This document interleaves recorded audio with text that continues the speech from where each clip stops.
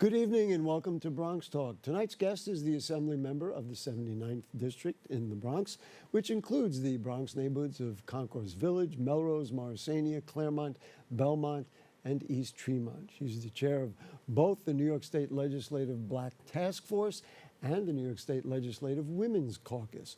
We'll talk about the activities of both those committees tonight, and we'll chat with her about the city's new mayor, new council speaker, the latest developments on the Bally gaming proposal, immigrants. There's much more. We're going to get right to it. Please join me in welcoming Assembly Member Chantel Jackson to Bronx Talk. Thanks for joining us. Gary, it's always a pleasure to be here with you. We got a lot to talk about. So much.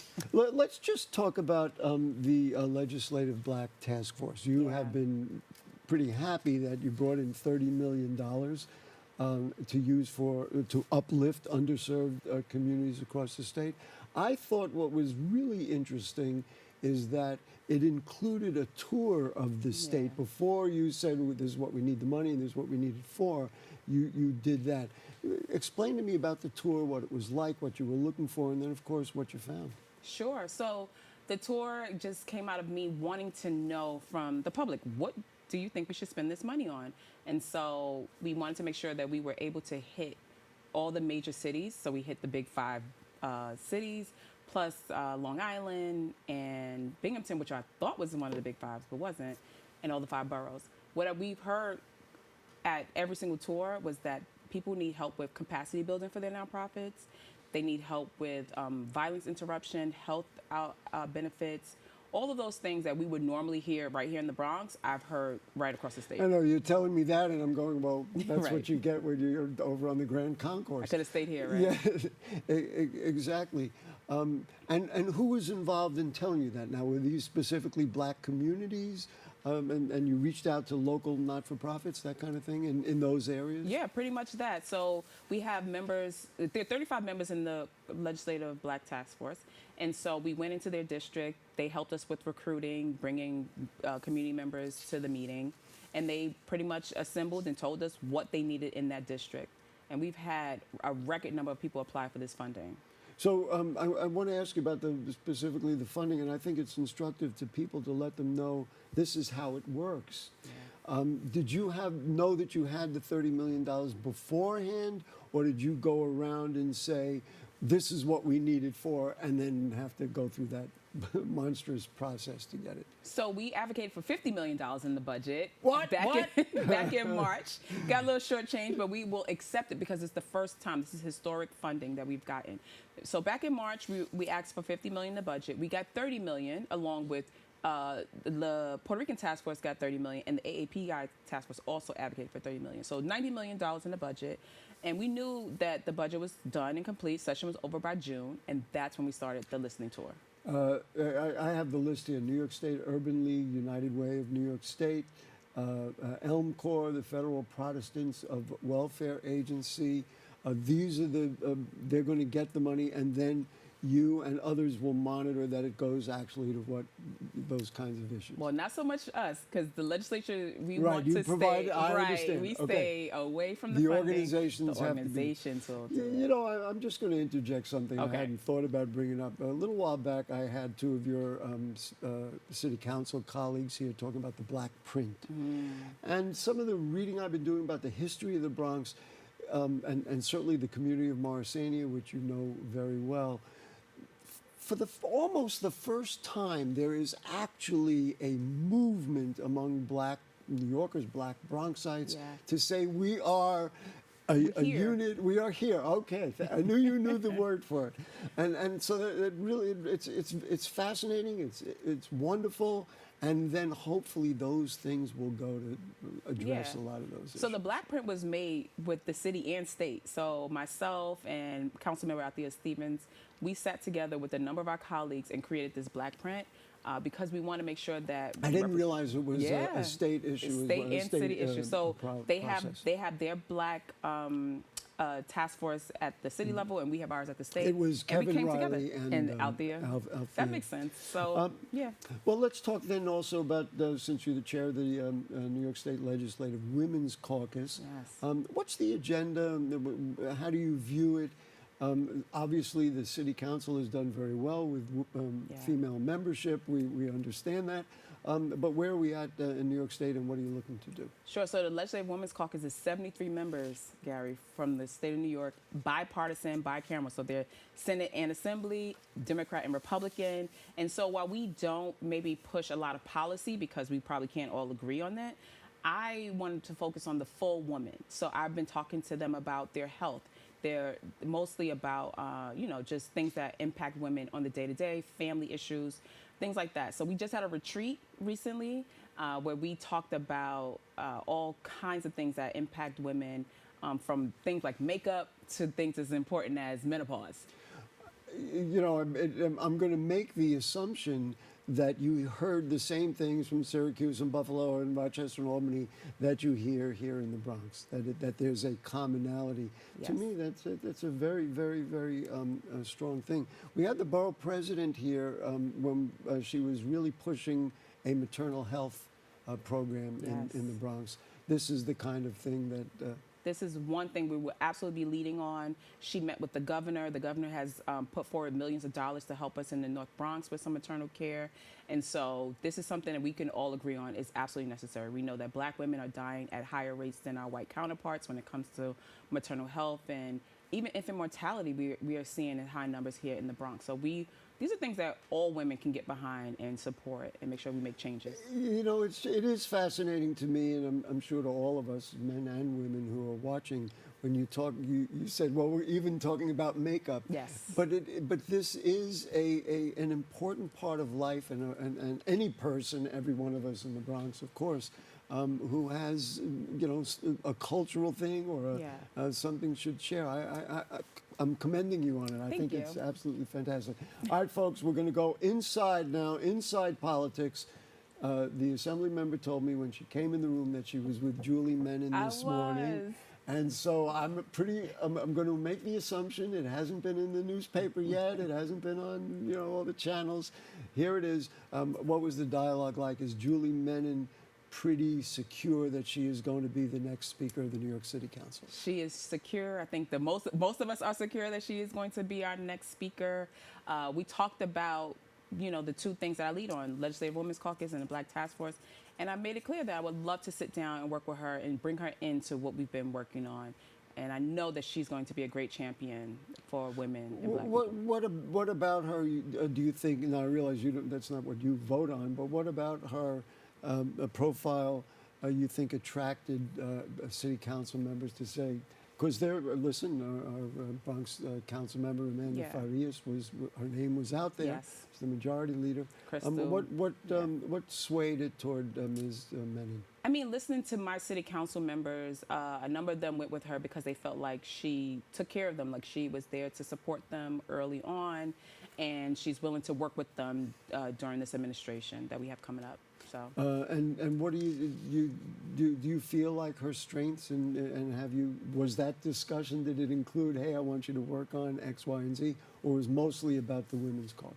Oh, when she and I spoke today? Yes. Oh, I'm digging, baby. No, I think when she and I spoke today, I brought her into the fact that the Black Task Force, we meet city and state members, meet every Friday at 11 o'clock, and I wanted to share with her what we've been working on. I know she's going to be a great champion for everything we care about.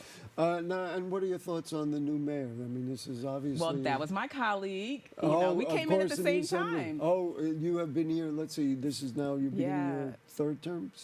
This is fifth year. Yeah, fifth year. Finishing up my fifth year. Okay. And so we came in at the same time. I'm so shocked to see how people fan over him, because this is someone that I, just would hang out with and, talk about different issues. He knows that I hate that we serve only milk in our public school, like things like that. He knows about me, so he makes a joke of it anytime he sees me. We love to talk about social media stuff, and I'm looking forward to his administration.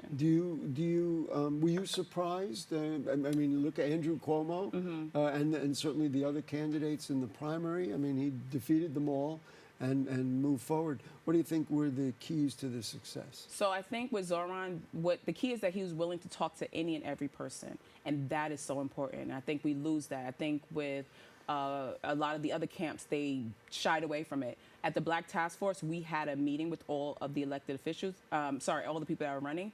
Zoran was the first one to sign up and show up. And so that, for me, is not surprising that he won because he was willing to go in every room. Are you concerned that some of the things he's promising, like, which is going to go through the state, free buses, and holding the line on the rent, are you concerned that these are nice political campaign moments and they worked for the campaign, but this is not as easy as just saying it? Yeah, it definitely will not be as easy as just saying it. I do believe that the state wants to work with him. And so we do want everyone to succeed because we all are talking about affordability, especially right here in the Bronx. Like, the main thing that I deal with in my office is housing issues. People cannot pay their rent. One-shot deals over and over and over again. That's what we keep dealing with. So housing is a big issue. The free buses, I think, is something that we could get to. It's going to take a lot of work, but it's possible. Well, what needs to be done? You sit in the assembly. Obviously, this is going to have to go through the MTA, which is a state agency. Yeah. What are the hurdles, and how does that get the money, Gary? It's always the money. Yeah. And moving money from one to the other. It's tough.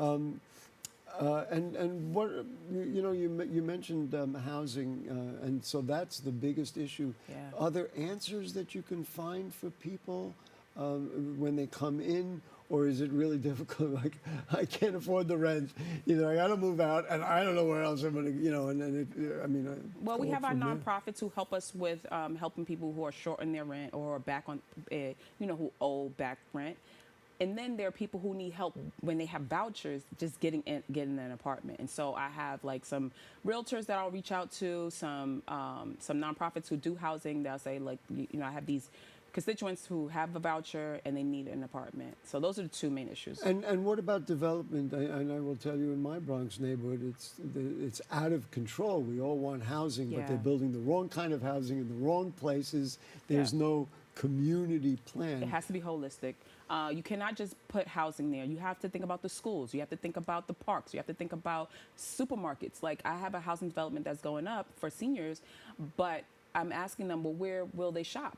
Because, this area is not conducive for that type of, person to live. So I'm just very interested. So who do you ask? Do the developers, are they open to talking with you? And are these development agencies, or just a developer who comes in and says, I'd like they usually have a lobbyist, and and you work with them? We work with everyone. I will talk to any and everyone. Are you satisfied with the development because there is construction going on all over the Bronx? There's always construction. All different type.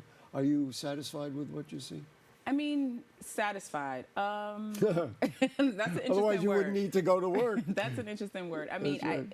There clearly needs to be more development, and there needs to be. We also have vacant units that we need to be addressing. That's also an issue right here that can help us with our housing issue. So. Yeah, my community has, in fact, right where I live, it's the state's first Mitchell-Lama, by the way, has vacancies. They've had a change of management. Well, somebody's got to, because you can't make any money, you're going to take in the rent.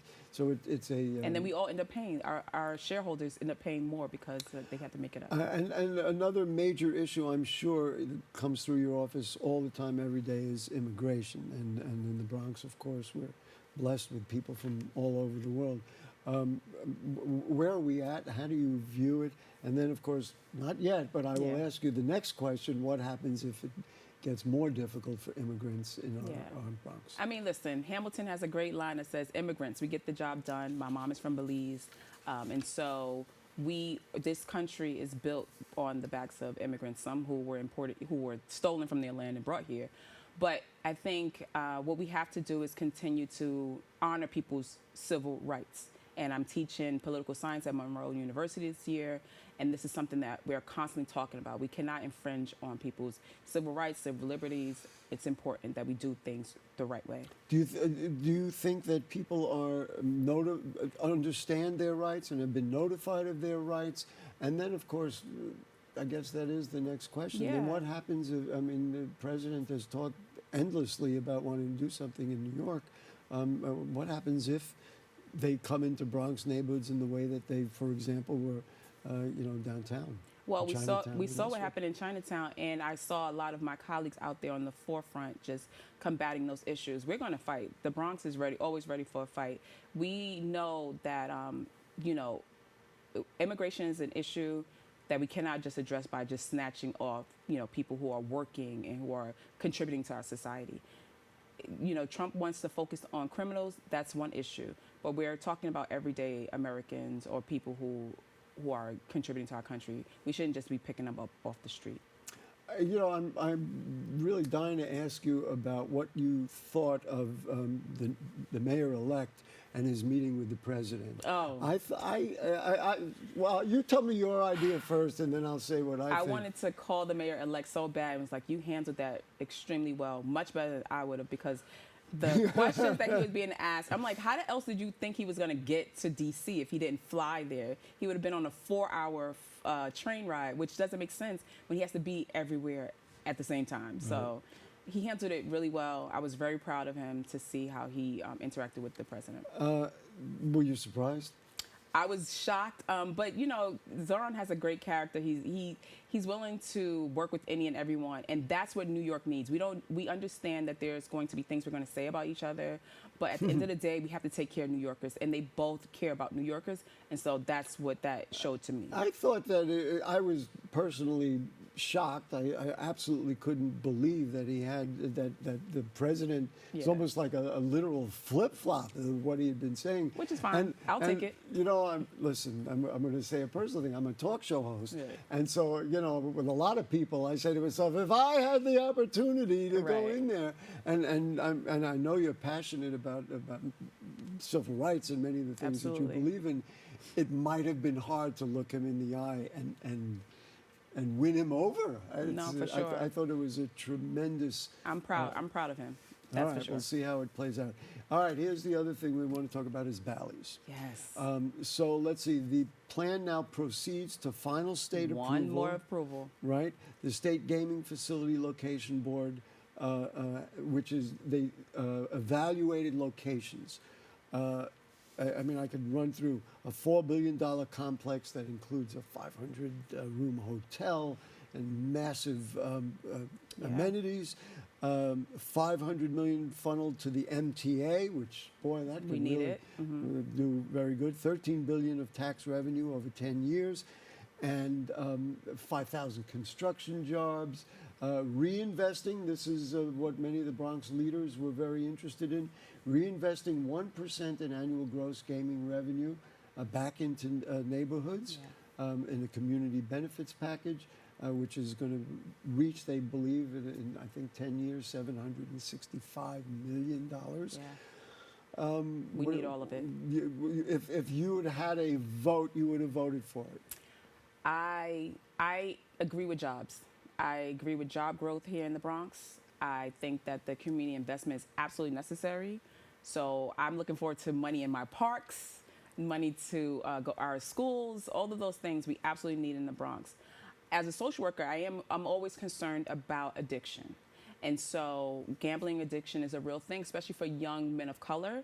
We have seen that the numbers have risen, especially with online gaming. So that is one thing I'm just hoping to hear more conversation around, and not just us putting money in an office, but making sure that we build out a way to tackle gambling addiction.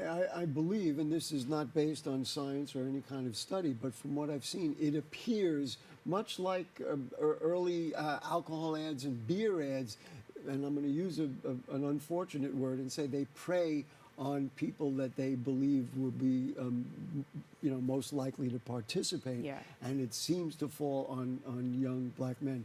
The number that I left out deliberately, and we talked about it before the show, $10.7 million annually allocated for problem gambling programs throughout the state of New York. My evaluation, not to evaluate the whole project, but that is of concern. We're putting up something that we need to already spend to fix, along the way. Your concerns? like I mentioned, as a social worker, I've seen the addiction number grow, and I'm also the social worker assembly member who doesn't expand alcohol in any parts. I know a lot of my businesses wanted us to do alcohol to go, and I was against it because I know in the Bronx we are suffering from addiction at higher levels because we're mixing it with poverty. When you're impoverished, there are other ways in which we try to cope with the things that we're dealing with. And some of us will go to alcohol, drugs, substance use, and now we're looking at gambling also. I was going to add gambling yeah, to now that we're looking list. at gambling. Wow. And by the way, I love to gamble too. Oh. My game is roulette, but everything within reason, right? Everything within reason. Oh my goodness. I love a good roulette game. That was great. Well, one thing about real Bronxites is we're honest to a fault. Yeah. But traffic and parking, all that stuff. I mean, it's not your district, of course, but. No. That is a concern for you. Yes. I should really mention the other one. So it went to Hard Rock Metropolitan Park. You thought that was a good one? That was a beautiful project, by the way. I went to see it. And Resorts World also. Resorts World's been doing a lot of work in the district and the community. That one, to me, that one makes sense because it's right at Aqueduct Racetrack, and so people, let's just talk about gun safety in your district. And we did a show with the district attorney right after we had that horrible spate at the end of the summer. Yeah. What do you see? New York State has the toughest gun rules. I almost don't have a question. What are your thoughts? Are you exasperated? Is there something left to do, et cetera? This is something that I know I spoke to Mayor Eric Adams about, and I'm going to obviously talk to Mayor-elect about. But we're having a big issue with young people and guns in the South Bronx in particular. And a lot of it has to do with lack of programming, lack of social services. That is one of the biggest things. There's no one working with our young people. They don't even have jobs to go to after school. So of course they're going to get into trouble. They're going to join gangs. That's where they're finding familiarity, family, and friends. And so we need mentorship. We need mentorship back. We need more public safety done by the public. So we're talking about like hiring these young people to just take care of their neighborhoods. This is something that we can do. That is a way to look at it. Are there enough programs, or is that really what that? I'll just talk about my time growing up in the Bronx. We used to play ball after school. Right. In the after school program, we'd go home and maybe do a little homework. And have dinner, and then come back to the night center at least 3 times a week and play ball together. I stayed in my school till 8 p.m. or 9 p.m. sometimes, just playing, having after-school programming. And that doesn't exist at the level that it did when I was growing up. And so we need that back. We need our schools open 24 hours. What are the schools closing for anyway? That's a great place to be. As you know, I've been doing this program for a long time. This topic came up the first year that we did it in 1994, all the way till now, that people say, what are my kids doing after school? Right. Are there avenues when you look at, for example, whether it be budgetary or supporting not-for-profits, I mean, whether it be BronxWorks or WETCO, I mean, we have 4,000 not-for-profits in the Bronx. Yeah. Supporting them, I mean, creating new programs, keeping school opens, I mean... It's everything you just said. But sorry. The nonprofits, they need to, we also have to increase salaries for nonprofits. We can't keep people there if we can't fund them to take care of their family. And also, if nonprofits are getting federal funding and they just experience a massive cut from the federal budget, that's going to be an issue also for New York State, because then we're either going to have to pick up the bill or we're going to have to watch those programs die out. Let's just move to the commerce in your district. Are you satisfied? I mean, I don't have to ask. I know the district. Small businesses are really what ultimately fuel it. Even though we like things like Bally's, etc. How are they doing? How are the shopping struggling? districts? Everyone's struggling, and I think this is a city issue that we have to start addressing. The fines are an issue. They need help with correcting those fines, and they can't really afford to pay them. We also need to help them with advertising of their businesses and making them look nice. I think that we should be putting some money aside to make sure that we can build up these businesses and make them look appeasing to the neighborhood. Do you have vacancies? Lots of vacancies. Lots of vacancies. Which is also a problem because that creates loitering, rodents, all of those things. So. And of course you have space there that can be utilized. Economic. Do you see this as a legislative thing? Because of course business owners talk all the time. Oh, I can't afford the taxes. They fined me because my sign didn't look right, and right. and all those kinds of things. How do you see making their lives easier?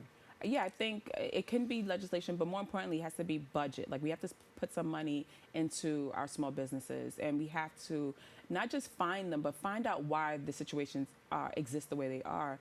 And so seeing how we can just work with them to get it approved. A really good evaluation. One good evaluation would be.